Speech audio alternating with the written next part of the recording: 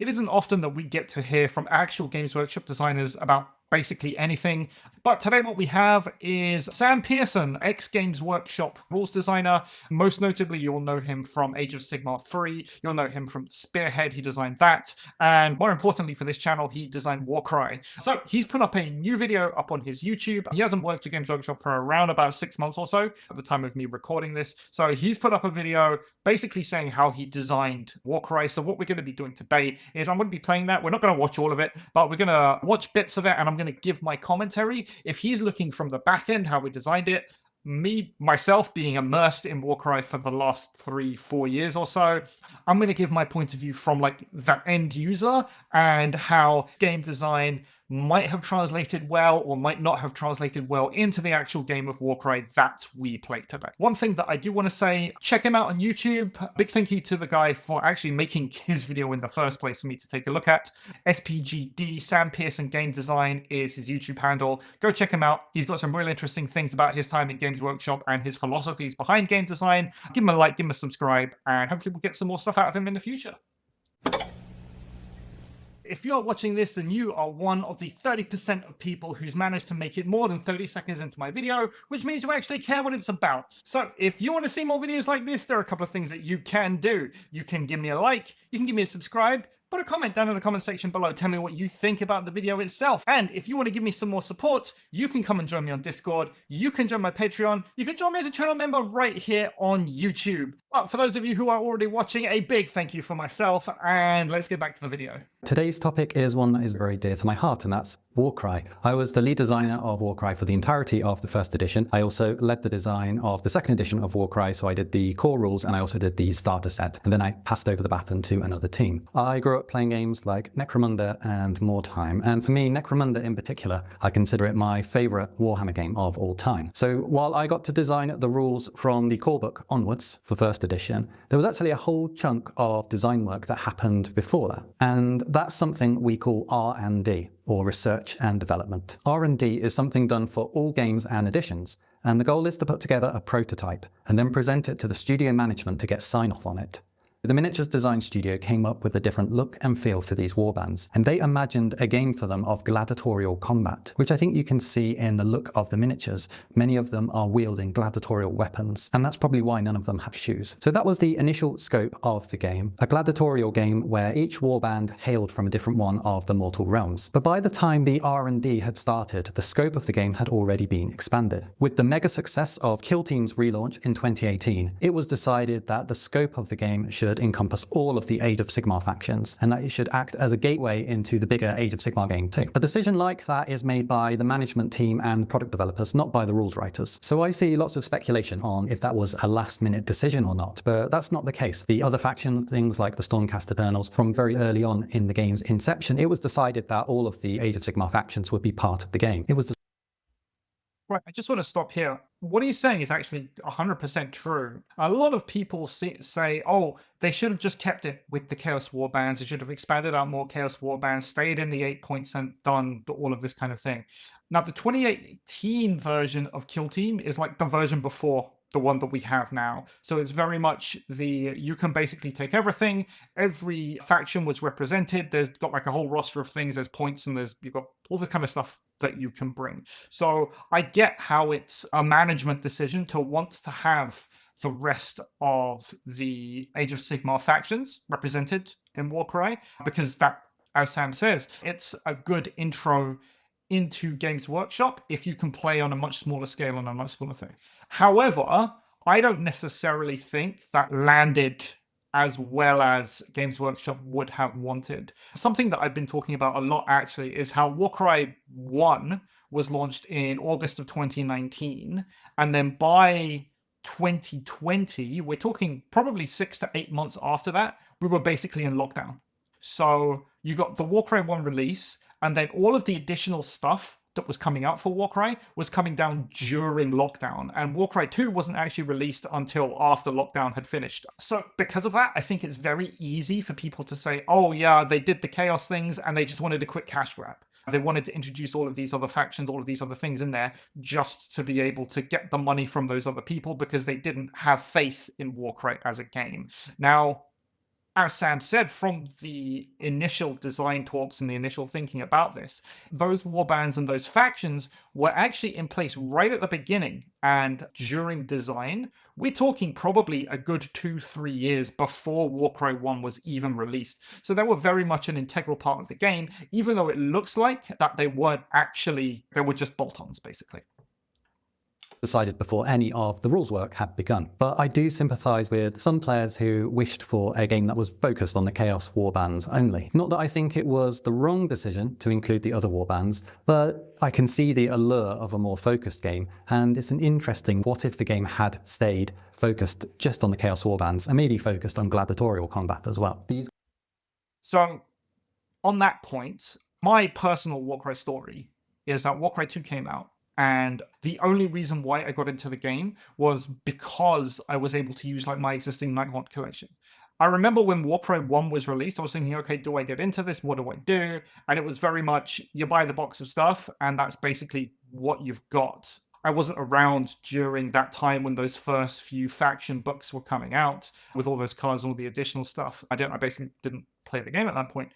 But I think that restricting yourself solely to Chaos Warbands takes away a lot of the broad appeal for Warcry and for the different factions, because if you restrict yourself to the realms of Chaos, you cut out almost like 3/4 of the potential player base who doesn't necessarily vibe with what Chaos is up to, the models, that kind of thing. I know there was, like, in the original Warbands they released, there was massive variation in what you could take, but still, that would have put off some people. So I do still think to this day that it was a good decision for Games Workshop to branch out into those other factions. First and foremost, I took Jervis's prototype and I turned it into a fully fledged game. I wrote every rule in every book for first edition, and there were a lot of books in first edition. I designed the playstyles for all of the factions. I wrote their stats and abilities, and under the brief put together by the product developer, I penned loads and loads of supplements. There were tons of books in first edition Warcry, and they covered...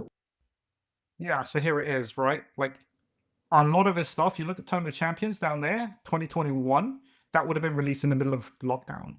I think the last Tournament of Champions would have been released right at the end of lockdown or just after it was released. I know Red Harvest was released. So Red Harvest was like the sequel box to the original core box. That was also released during lockdown. So a lot of people say, oh, Warcry came out and no one played it. The reality is that so many games were killed off in those 2 years that you can't play games, basically. And I know that Games Workshop basically went from strength to strength with their main systems with Warhammer 40k and with Age of Sigmar, because for those games, if you're building up an army, it might take you 2 years to build and pay a thing. But if you're a brand new game without any of that legacy IP going with it, it's a lot to ask for someone to go, oh yeah, by the way, here's this game, and you're not going to be able to play it for the foreseeable future.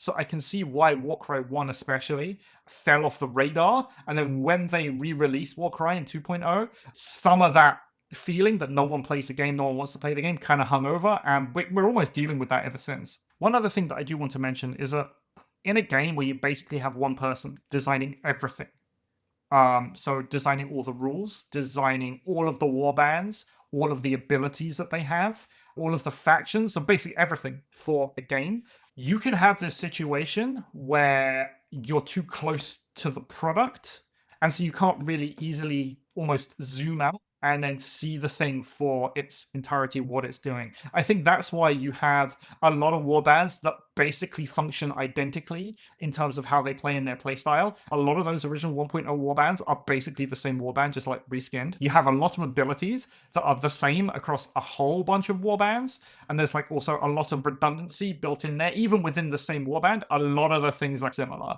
Kudos to Sam, like 100%, I couldn't design a game or write all the rules for everything. But I think that is one of the, not failings, I don't want to say failings, one of the downsides of having one developer working on one system and writing everything for one system. I think a more collaborative effort, just in general in games design, can lead to, it's got pros and cons. It can either lead to a better overall product at the end because you get to bounce ideas off of people, you get to go back and forth, but at the same time, you get the situation where we see this in Warhammer 40k and in Age of Sigmar, where within the same book, which has been written by 2 or 3 different people, there's no consistency across the product. It's a definite downside to that. So yeah, I think there are pros and cons to both approaches. Upon the game was something I called its parkour feel. I broke a lot of the conventions Warhammer skirmish games had around climbing and jumping by allowing fighters to scale walls at full speed and jump their full move distance. If you've ever played Warcry, you'll know it's full of characters scrambling up buildings as fast as they can before leaping off spires to attack enemies down below. An interesting thing about this is where games design meets how people actually play. One of the biggest criticisms is that warbands don't really use verticality. When it comes down to it, what you want to do is you want to be pushing your war at the basic level. You want to be pushing your warband into your opponent's warband, and you basically want to be beating them up. And that usually involves getting there as fast as possible. So you're not using a lot of the verticality and a lot of the really cool terrain that Games Workshop gives. Now, there are some warbands out there. I'm thinking Corvus Cabal, Hunters of One-Chi, some of those faster warbands that can climb and move across things and leap off and do all these things. But they're very much in the minority and not really how most people are actually playing the game. When you look at a lot of the criticism of the movement system, it's, oh yeah, I've got all these buildings, but why use them? What's the point of the buildings when all they really do is slow you down because you've got to use up some of that movement to get up and over the buildings? When you have more dense boards, which is what Warcry is supposed to be played on, suddenly all that extra movement that you're paying a lot for becomes very, very important and much more useful. I think one of the problems is that in general, people aren't playing on enough terrain, especially if you are a Warcry 2 adopter and you've got anything that wasn't the core box. Those other boxes, so like Sundered Fate and all those, they did not come with enough terrain. Nowhere near as much as you actually want to be able to enjoy a proper game of Warcry and how it's supposed to be played. The thing I am actually most proud of, however, in Warcry is its rules language. You see, every tabletop game, be it a war game, a board game, a card game, or a tabletop role-playing game, has its own unique rules language, and these operate like a computer code. And when you're designing mechanics for that game, you need to write them within the boundaries of that rules language. And for me, it's something I'm very proud of because the rules language in Warcry represents how I like rules to be written. The defining element of Warcry's rules language is its simplicity. I deliberately tried to strip away as much jargon as I could to describe the rules in natural English. Natural English has both strengths and weaknesses, and at its worst, it can lead to horribly ambiguous gameplay. Here's an example of that from 2nd edition 40k. So here we have Virus Grenade, and there are a lot more issues than just the wording with discard. The use of natural English here and the obvious vagaries around the phrase sealed armor just make this card impossible to know what the intent of the rules writer was. So this is a bad use of natural English because of how ambiguous it is. And in this instance, you would want to fix it with something like a keyword. And keywords are a great tool.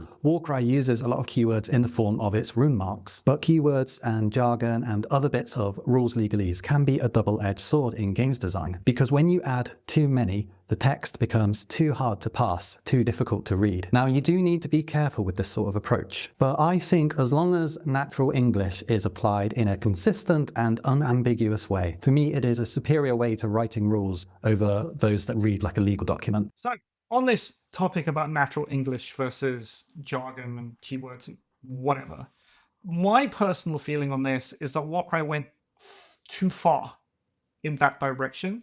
I think it could most definitely benefit from, at least a glossary of terms to standardize a lot of the things that are being talked about. And I can give a great example for this. If we look at the Skaven Bodyguard rule, what it does is it will protect your fighter from someone that targets them.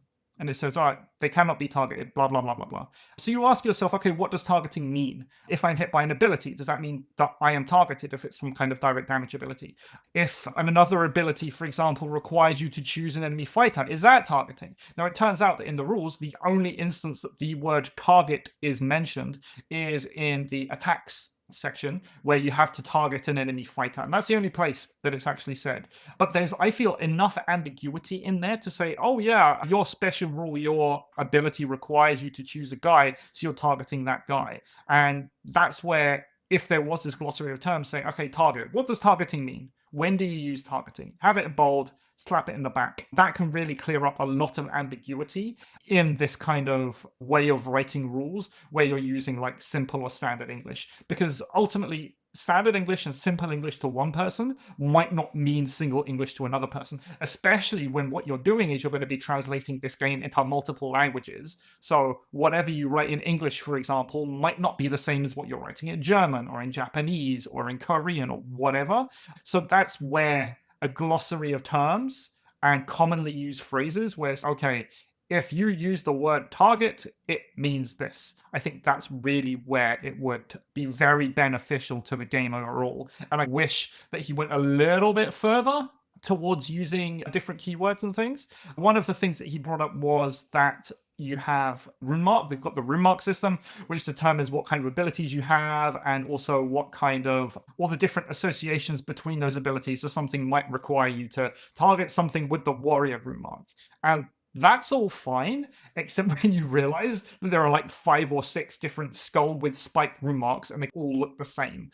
Now, if you look in the comments of this, that was basically done so that it would cut down on the amount of different products that Games Workshop had to produce, because then you could just produce one product with all of the rune marks on there. But ultimately, you're still doing all the translations anyway, and every ability that mentions a different rune mark will say, okay, warrior rune mark in bold with brackets, show the picture of the rune mark. So overall, I don't even think that it cut down on the amount of translation work you had to do or the amount of different products that you had to put out, because ultimately it would all have to be basically the same thing. So yeah, hopefully next time, if there ever is a Warcry 3, they just ditch the rune mark system completely and they just use keywords. And at the bottom of the card, you say, all right, this is a warrior champion hero. And then that way you can see exactly what it is that you are doing. A little bit like, I don't know if they have it in the current edition of Kill Team, but the previous edition of Kill Team at the bottom of the cards, it was like faction, name of the guy, and all the different things that he wants. I think Warcry would benefit from cleaning up in that sense. And also, again, on the natural language, the way you write the rules, I think a little bit more in terms of standardized terms. Yeah, I get it. There is a consistency across the rules, but we've already seen that he wrote 1.0, had a hand in Heart of Gur, writing that. Everything past Heart of Gur, which we're talking 3 years worth of releases, plus the FAQs, plus all the updates, that's not written by the same person. So when you have different people writing things, it tends to get a little bit muddy in terms of the intent behind some of the rules and some of the abilities and what they're actually telling you to do. This approach to rules language and the way it's written might not seem very important at first. I think it was one of Warcry's biggest successes. And that's because I have heard many times from many people that Warcry was the game that they used to teach their non-wargaming spouse or their children how to play wargames. And for me, that's a really big success for the game. I said at the start of this video that I grew up playing games like Necromunda and Mordheim. And for me, when Warcry was first released, it very much lived in the shadow of those games. I found myself judging the game for the things it missed that were present in those older games. Things like the really rich progression systems found in the campaign, or the crunchy list building with all the different equipment, war gear and weapons that you could give to your fighters. At the game's launch, there were a lot of people that were pining, wishing that Warcry was closer to those games of yore, and I was one of them. I wish I could have written a game to continue on the legacy of those games. So on this point about Necromunda and Mordheim, he's right. Where when Warcry launched, people expected it to be the next Mordheim or like Age of Sigmar Necromunda. And it's not that at all. It's completely not that. And I find that the problem with comparing the 3 games with each other is that Warcry is such a stripped back and a pared back game system that it's almost impossible to have like the rich narrative progression system that either of those 2 games have. And I can break this down for you. If you look at the amount of stats, the average amount of stats in an average Necromunda fighter or an average Mordheim fighter, they probably have like twice, probably more, the amount of individual stats that a Warcry fighter has. Which means that when you increase the stats of any one of those fighters, it's actually a very small, it's incremental power gain.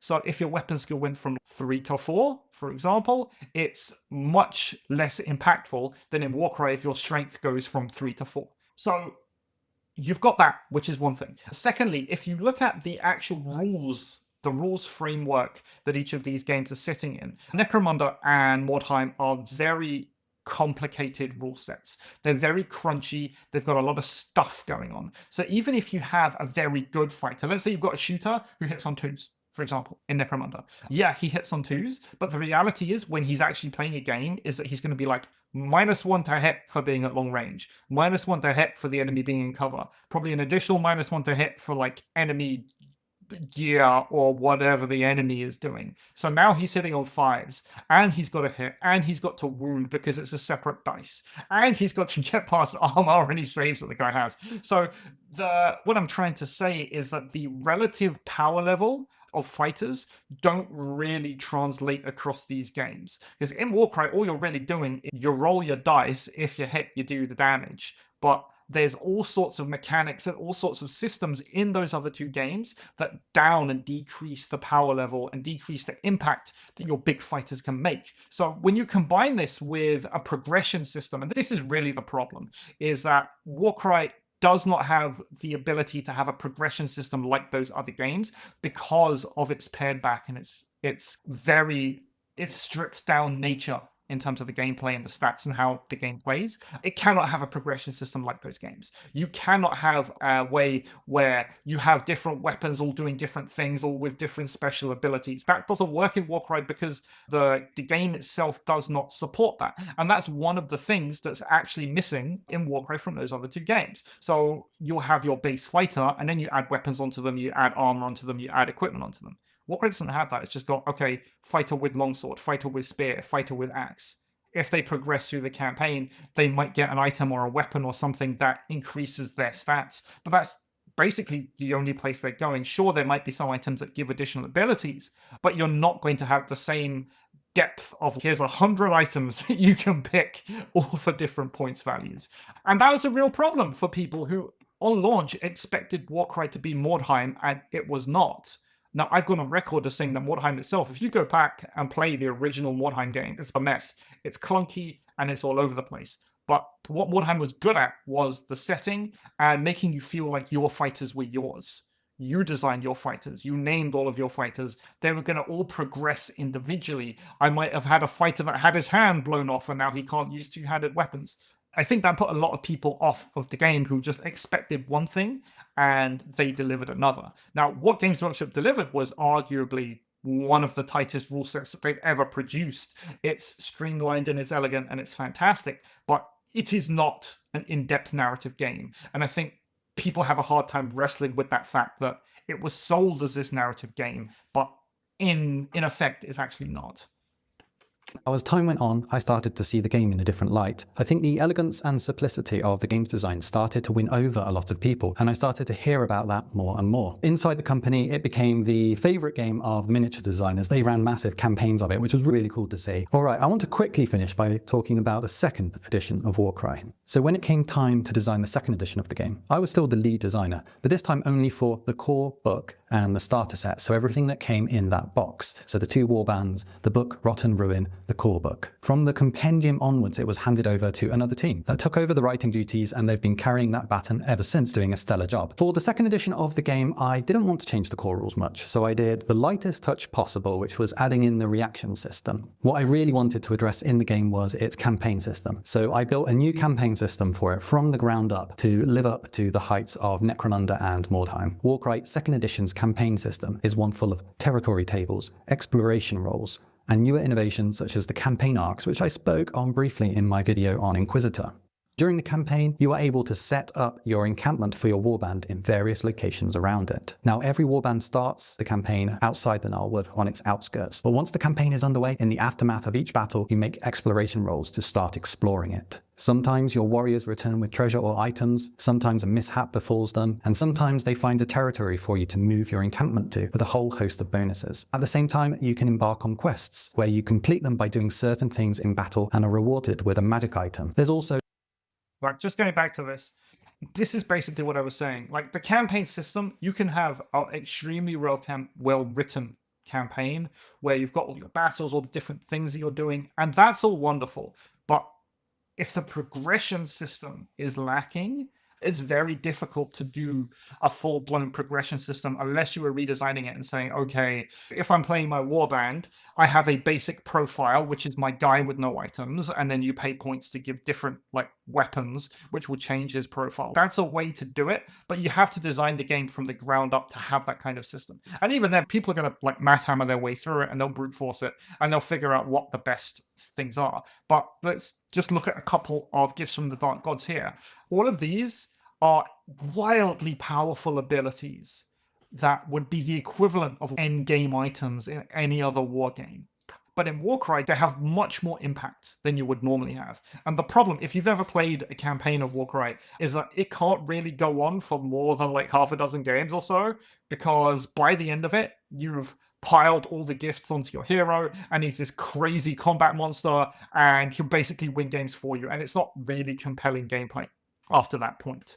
So that's like the main problem, is that you can have this wonderfully rich, deep campaign system where you have all these territories and quests and all this kind of stuff. But if the character and the player progression system isn't also there, it kind of falls flat. In terms of lessons for games designers to draw from this video, I think the most important one is not to beat yourself up too much over the perceived failings of your own designs, which is something I think every designer does to a certain extent. What you might find, like I did with Warcry, is that your perceived flaws won't be something that the players dwell on much. They will start to see the game for its own merits, and the game will become celebrated for what it does well. That's it. That's what he had to say about Warcry. Overall, you know how I love the game. I think it's fantastic. As a game system, I think it's great.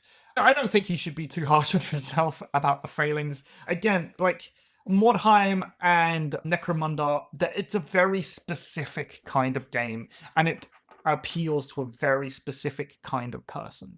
I think a lot of Warcry's mass market appeal and appeal to people who haven't necessarily played war games before is the fact that it's very easy to pick up. The language is very simple. It's very easy to learn how to play, and you get it. You start playing a game and you understand what it's doing. But the game system itself, the rules and how it's written, there is a surprising amount of tactical, strategic depth, whatever you want to call it, in there if you want to stick with it. But ultimately, it's very easy to get in. It's a bit like, I don't want to use the chess analogy. It's a bit like chess, where once you learn the rules of all the pieces, you can move all the pieces around and you can try and play the game that way. But there's hidden depth there that you wouldn't necessarily think is there just from an initial reading of the rules or playing one or two games. Big thank you to Sam for doing this. Go check out his YouTube page, Sam Pearson Game Design, SPGD. Go subscribe to him if you want to hear more stuff about how we went about designing games and his ideas on game design as a whole. But for today, that's it. That's all I've got for you. Thank you very much for watching. What I'm going to try and do, I don't know if he'll say yes, maybe we'll try and get him a Wild Dice at some point, because that'd be really cool to talk about Warcry, how he designed it versus how people are actually playing it. That'd be awesome. So hopefully, fingers crossed, maybe he will come on. But anyway, that's it from me for today. Thank you very much for watching. As always, I've been Itan, this has been Musings, and we'll see you next time.